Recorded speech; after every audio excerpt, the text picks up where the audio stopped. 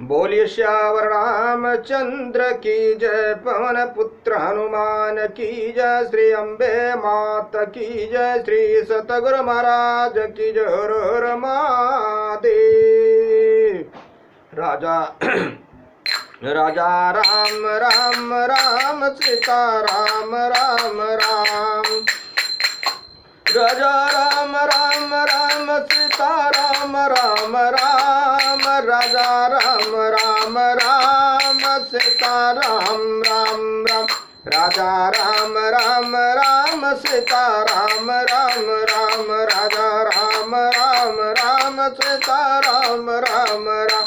राजा राम राम राम, सीता राम राम राम। राजा राम राम राम, सीता राम राम राम।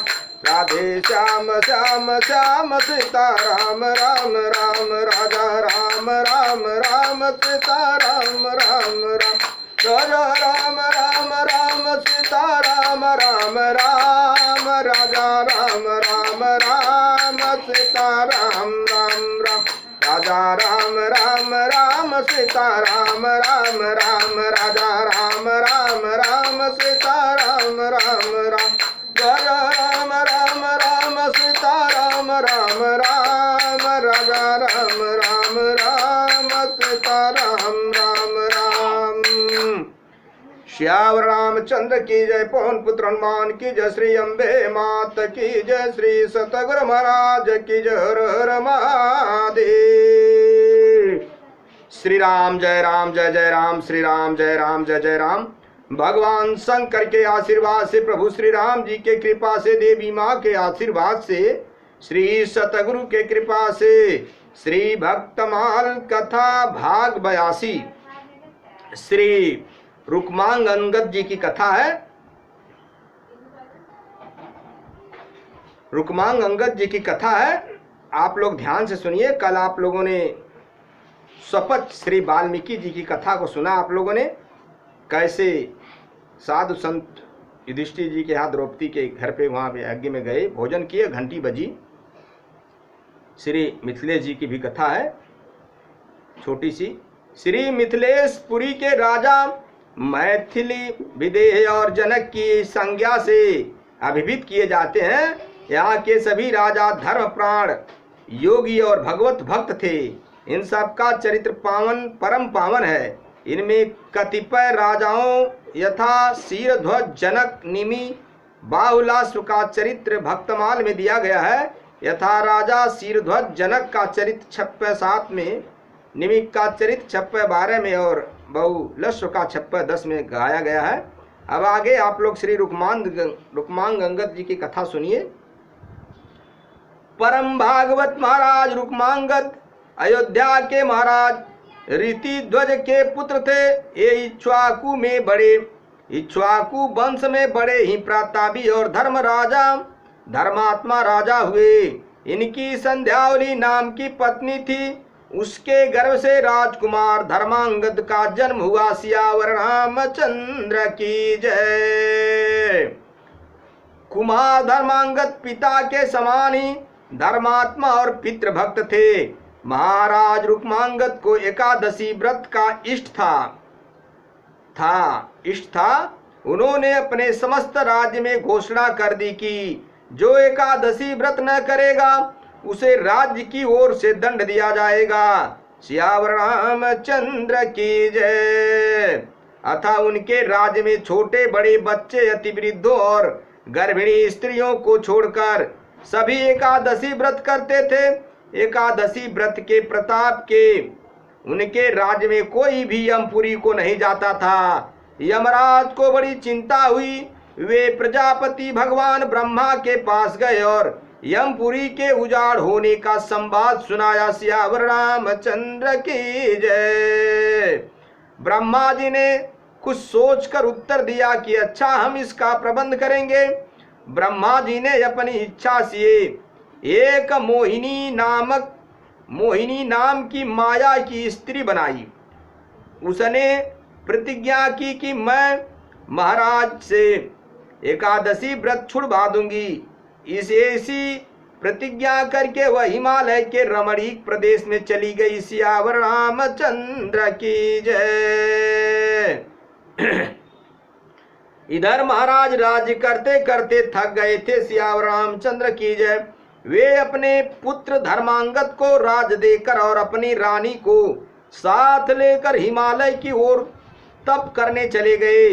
जाते हुए वे अपने पुत्र को आदेश दे गए कि एकादशी व्रत का नियम इसी प्रकार चलता रहे। प्रीत भक्त राजकुमार ने पिता की आज्ञा सिरोधार्य की और उसी प्रकार एकादशी व्रत का स्वयं करने लगा तथा समस्त प्रजा के लोगों को कराने लगा। महाराज रुक्मांगद जंगल में भी सदा एकादशी का व्रत करते थे। महाराज जहाँ तपस्या करते थे वहाँ मोहिनी गई और उसने अपने हाव भाव कटाक्षों द्वारा महाराज को अपने बस में कर लिया तथा अपने को ब्रह्मा जी की पुत्री बताकर अपनी कुलीनता का भी परिचय दिया। महाराज ने उससे विवाह करने का प्रस्ताव किया। उसने कहा कि आप अपने नगर में चलकर मुझसे विवाह कर लें, किंतु शर्त यह है कि मैं जो कुछ कहूंगी वही आपको मानना पड़ेगा। महाराज ने मुंह बस यह शर्त स्वीकार कर ली। वे मोहिनी को साथ लेकर अपनी राजधानी लौट आए। उनके धर्मात्मा पुत्र ने विधिवत उनका स्वागत किया। सियावर रामचंद्र की जय। महाराज को मोहिनी ने बस में कर लिया था, अतः उन्होंने उसकी सब बातें मानकर उससे विवाह कर लिया। संध्यावली बड़ी ही धर्मपरायण पतिव्रता थी। वे बड़ी श्रद्धा से महाराज की तथा मोहिनी की सेवा करने लगी। उनके मन में तनिक भी सौतिया डा नहीं था। महाराज उनके इष्ट देव थे। महाराज जिन्हें मानते हैं वह उनकी भी मान्य है। महाराज की जिनमें प्रसन्नता है उसे करने में वे अपना सौभाग्य समझती थी। सियावर रामचंद्र की जय। इतना सब होने पर भी महाराज एकादशी व्रत को सदा नियम पूर्वक करते थे। एकादशी का व्रत उन्होंने नहीं छोड़ा। एक दिन एकादशी आई। महाराज व्रत रहे और विधिवत रात्रि जागरण करने को भी उद्यत हुए। मोहिनी ने कहा, महाराज मेरी एक बात आपको माननी होगी। महाराज ने कहा, मैं तुम्हारी सभी बातों को मानता रहा हूँ और मानूंगा, बताओ कौन सी बात है। मोहिनी ने कहा, मेरी प्रार्थना यही है कि आप एकादशी का व्रत न करें, इसी में मेरी प्रसन्नता है। महाराज यह सुनते ही अवाक रह गए। उन्होंने बड़े कष्ट से कहा, मोहिनी मैं तुम्हारी सभी बातें मान सकता हूँ, सब कुछ कह सकता हूँ, किंतु एकादशी व्रत छोड़ने के लिए मुझसे मत कह। एकादशी व्रत को छोड़ना मेरे लिए नितांत असंभव है। मोहिनी ने कहा, महाराज आप एकादशी व्रत रहेंगे तो मैं अभी मर जाऊंगी, मेरी यही इच्छा है, इसे आपको पूरा करना ही होगा। आप मुझसे विवाह के समय प्रतिज्ञा कर चुके हैं। महाराज ने कहा, तुम इसके बदले और जो कुछ भी चाहो मांग लो, बस एकादशी व्रत छोड़ने को मत कहो। सियावर रामचंद्र की जय। तब मोहिनी ने कहा, अच्छा अपने एकलौते पुत्र का सिर दीजिए। महाराज बड़े दुखी हुए।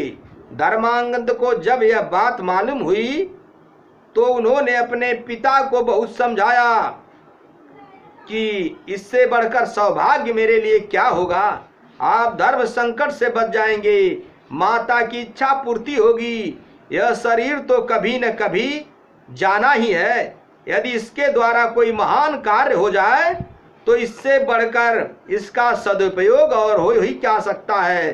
संध्यावली रानी ने भी पुत्र की बातों का अनुमोदन किया।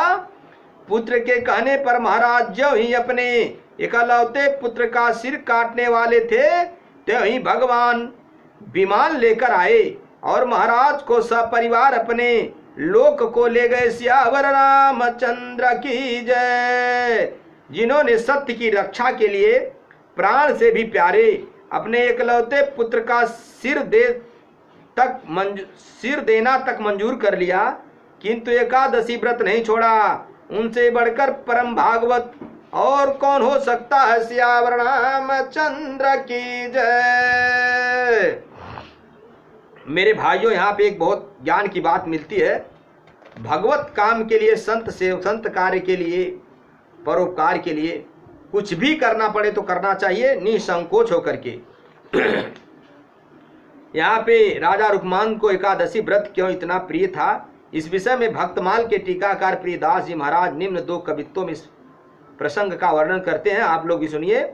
रुकमांगद बाग सुभगंध फूल पागिरो, करी अनुराग देव बंधु ले नयावही, रही गई एक कांटा चुभयो, पग बगन को सुनी निरपमाली पास आय सुख पावही, कहूँ को उपाय स्वर्ग लोक को पठाई दीजे, करय एकादशी जल कर धरय जावही, व्रत को तो नाम यही ग्राम को, जानय नाही कीनो अजान किल्लाव गुणवाही, फेरी निपडौड़ी सुनी बनी ककिलोड़ी, भूख रही कनौड़ी निसी जागी उन मारियो, राजा ढिगया न कर दियो व्रत दान दई, तियायो उड़ान निज लोक को पधारियो, महिमा अपार देख भूपने बिचारी, या को कौन खायता को बाधि मारी डारिय, यही के प्रभाव भाव भक्ति विसतार भयो, नयो चोच सुने सब पुरी ले उधारिये। भक्त राजा रुक्मांगद जी का बाग अनेक प्रकार के सुंदर फूलों से उत्तम सुगंध से भरा हुआ था। इससे प्रभावित होकर स्वर्ग की अप्सराएं भी यहाँ आती थी।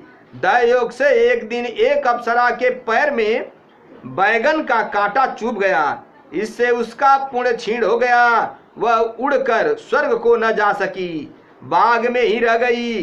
प्रातः काल बाग में मालियों से यह समाचार सुनकर रुक्मांगद जी बाग में आए। अप्सरा को चिंतित देखकर राजा ने पूछा, तुम्हें सुखी करने का क्या उपाय किया जाए? तब उसने कहा कि कल जिसने एकादशी का व्रत किया हो वह हाथ में जल लेकर अपने व्रत के फल का संकल्प करके मुझे दे दे, तब मैं अपने लोक को जा सकूंगी। राजा ने कहा, व्रत करना तो दूर रहा, मेरे नगर में तो कोई इसका नाम भी नहीं जानता है। तब अप्सरा ने कहा कि बिना जाने ही कोई भूखा रह गया हो, उसे ही लाकर संकल्प करा दो, उसी के फल से चली जाऊंगी और कृतज्ञ होकर सदा आपका गुण गाऊंगी। सियावर रामचंद्र की जय। राजा ने अपने नगर में ढिढोरा पिटवा दिया कि कल जिसने अन्न जल ग्रहण न किया हो वह दरबार में आए, उसे इनाम मिलेगा। इसे सुनकर एक बनिए की दासी आई, जिस बिचारी को बिना अपराध के ही बनिए ने मारा था। इसने वह गलानी बस दिन रात भूखी प्यासी और जागती रह गई थी। राजा ने उसी से व्रत का संकल्प करा दिया। अप्सरा उड़कर अपने लोक को चली गई। एकादशी व्रत की ऐसी अपार महिमा को देखकर राजा ने विचार करके यह घोषणा की कि मेरे राज्य में सभी को व्रत करना अनिवार्य है। यदि कोई अन्न खाएगा तो उसे बांध कर मार डाला जाएगा। इसके प्रभाव से राजा रुक्मांगद के राज में भाव भक्ति का बहुत विस्तार हुआ। सियावर रामचंद्र की जय। गलती से अगर कोई उपवास भी रह गया एकादशी के दिन तो भी भगवान नारायण प्रसन्न होते हैं। सियावर रामचंद्र की जय। मेरे भाइयों, मेरे मित्रों, मेरे बंधुओं, ईश्वर सत्य है, जगत मिथ्या है।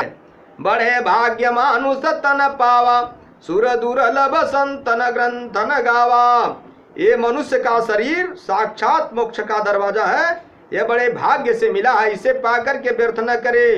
कहीं भी कैसे भी चलते फिरते, उठते बैठते, सोते जागते, हर पल हर घड़ी भगवान नारायण का, राम का, कृष्ण का पूजन करें, उनका दर्शन करें, स्पर्शन करें, भजन करें, गुरु सेवा, ब्राह्मण सेवा, संत सेवा करते रहे। शास्त्रों की, पुराणों की, गुरुओं की कई हुई बातों को, ब्राह्मणों की कई बातों को विश्वास मान करके हरि का भजन करे, कल्याण ही होगा। सियावर रामचंद्र की जय। इस कलयुग में तो राम से बड़ा राम का नाम है। कहीं भी कैसे भी चलते फिरते राम राम करते रहिए, अपने जीवन का कल्याण करिए। कल जुग में बस नाम धारा, सुमिर सुमिर नर उतरहि पारा।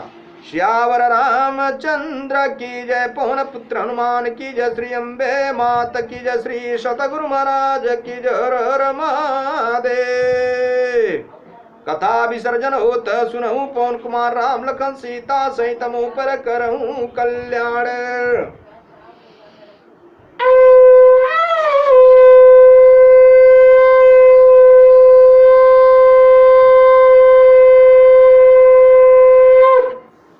हरि नारायण।